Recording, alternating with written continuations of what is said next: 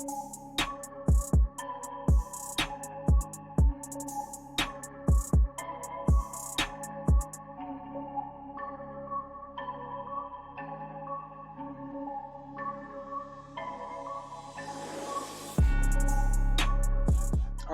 right, Cowboy fans. By now, we've all heard the news. Amari Cooper won't be playing this week against the Kansas City Chiefs, and he'll likely be missing the Thanksgiving game against the Raiders as well. COVID protocols. I'm here to tell you why that isn't a big concern. All right, so the first reason we're not too concerned about the absence of Amari Cooper, of course, he will be missed. His presence will be missed. He's a big threat. But we have a quarterback who's playing at an elite level this year, and he was playing at an elite level last year, as a matter of fact. So we watched this play against the Patriots. It's an empty set. We got three receivers at the top of the screen, two down at the bottom. Now, as you see here in this replay, Dak actually feels some pressure, and he gets out of the pocket and he fires a pass out to Amari Cooper.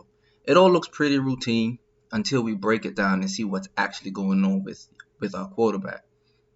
So let's take a look at it from this angle. You'll be able to see the pressure much better. Watch 53 as he loops around 93. And both of our offensive linemen were caught up on that double team of 93. But Dak felt the pressure and got the ball out. So here's what's going to happen. We're going to see Zeke and CeeDee on the bottom of the screen. They're both going to run pretty lazy routes, to be honest. Zeke's just going to sit it down right here above the 40, and CeeDee's going to go across the middle somewhat. But on the top of the screen now, you're going to see one receiver sit down. That's our tight end. You're going to see the middle receiver clear out, and then you see Coop on a stop route. So now what happens is we're going to have 4 D linemen coming in. So the only center 4, you're going to have these 3 guys that are down with their hands in the dirt. And this linebacker now, he's going to drive down. But what ends up happening now is he is going to loop around, and he's going to be the one that brings pressure on Dak. Now, the reason he's able to do that, he's going to come right here, right up the middle in Dak's face. The reason he's able to do that is because these 2 linemen, that's the right guard and the right tackle, they get stuck on this double team, and nobody is able to pick up that looping linebacker. So Dak, watch how he processes. He started on the left side of the field, or the lower side of the screen for us, and then he scans to the right. Eventually, on his way to the right, he sees this man right here in the middle, barreling down at him, and he immediately pulls the ball down, gets out of the pocket, he rolls to his right, and he fires off a pass to Amari Cooper. So what's incredible here is not only Dak's athleticism to get away from this guy, but the processing and the decision making so quickly to scan the field left to right, evade the pressure, and get out of the pocket. So you see 53 coming around, there he goes. He has a clean shot at Dak, dead to rights. Dak gets out. Now Dak fires this pass relatively late in the play, so your window's decreasing. He's also drifting to his right. He doesn't set his base again. He's going off of 1 foot, his right foot at that. And he's able to rifle this ball in that pocket to Amari Cooper. It shows that he has an absolute cannon for an arm. And this is absolutely elite quarterback play. To be able to process all of this information, get out of the pocket, and then to have the arm strength to still complete this pass to Amari. And it was never in doubt. The DB couldn't even get close to it. To be able to rifle this in takes a lot of arm talent. And this is something that Dak does on a regular basis. This isn't a one-off. This wasn't a lucky throw. Dak sees the pressure. Again, he rolls out to his right. Amari's in place. So he's going to go ahead and fire this to him once he gets to a safe spot.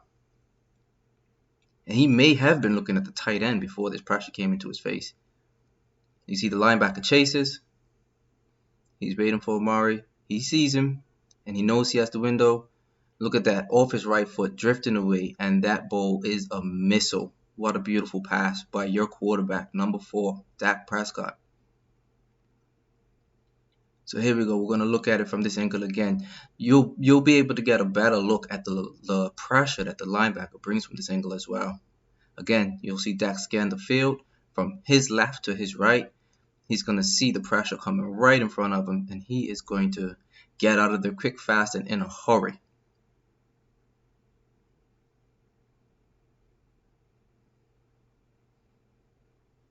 So here we go. We got the snap. He looks left.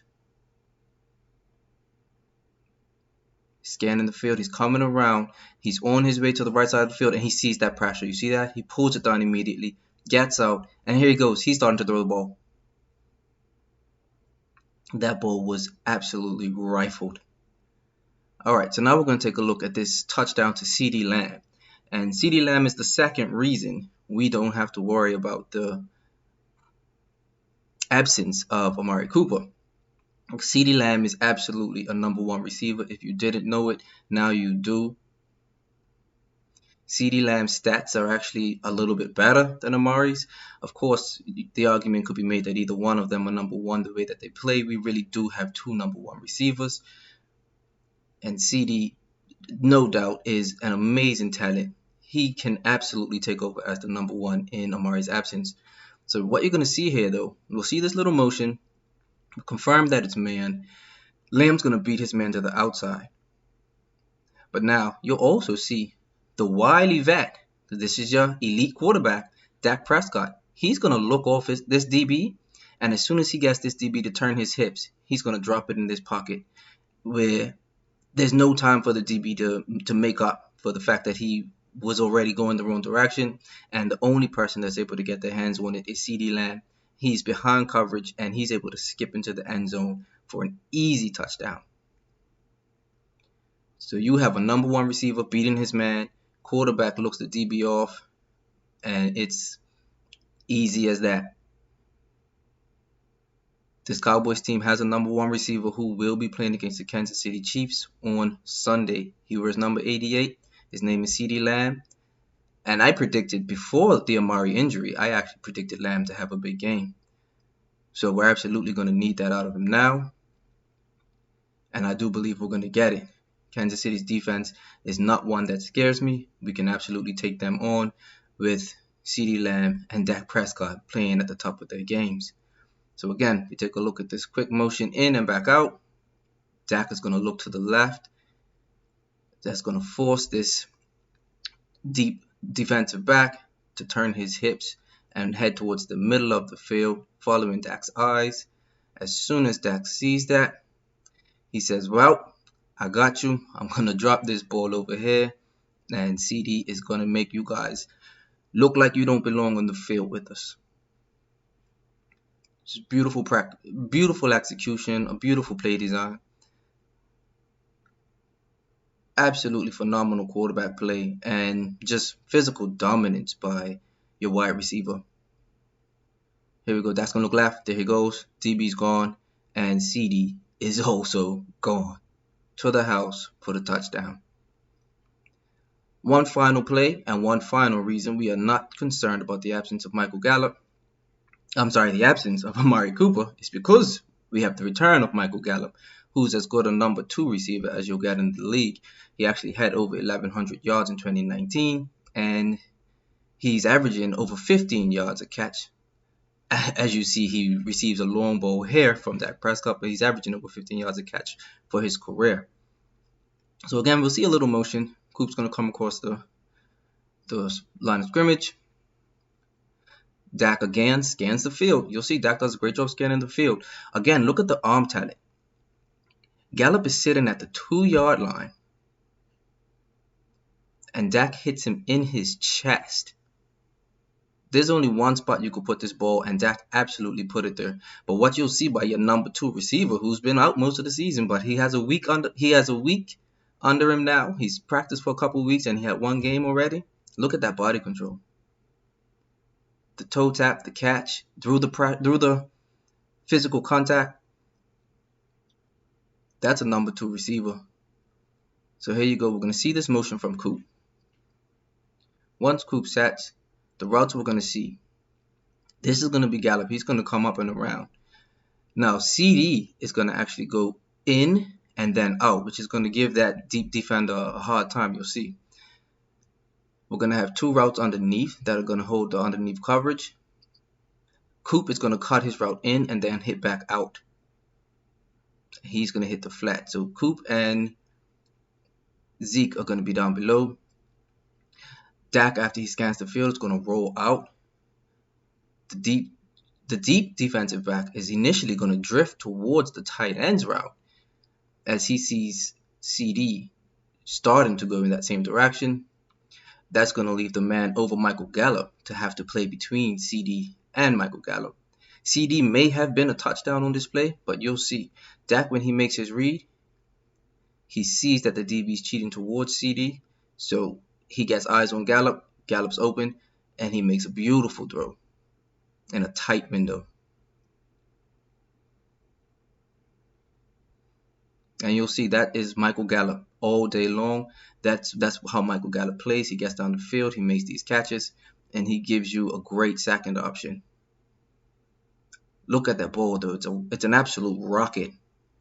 Dak is slinging the ball this year. I want to tell you, this is 3 different games, and he's on fire every game.